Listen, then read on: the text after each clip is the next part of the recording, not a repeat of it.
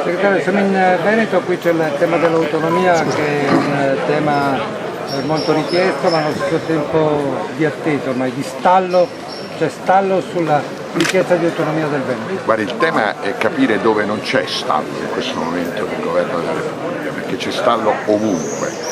Noi abbiamo denunciato quanto questo stallo, questo costo dell'incertezza, anche su questo tema costa agli italiani in termini di credibilità. Le economie si fondano sulla fiducia, gli imprenditori investono se c'è fiducia, le persone comprano se c'è fiducia e questa fiducia è venuta meno proprio perché viviamo nel tempo dell'incertezza o di una competizione folle. Come PD, come la vedete il tema dell'autonomia oggi?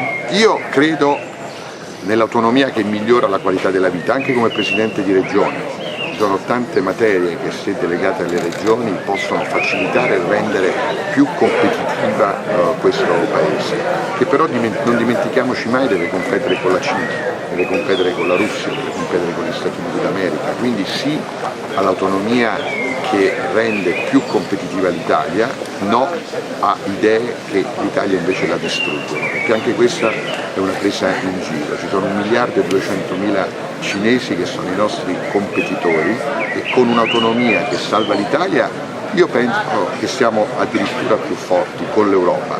Se cominciamo a distruggerla diventa tutto più difficile, ma la cosa più grave è quanto questi temi vengono utilizzati per fare comizi e poi vengono dimenticati quando si bisogna prendere delle decisioni.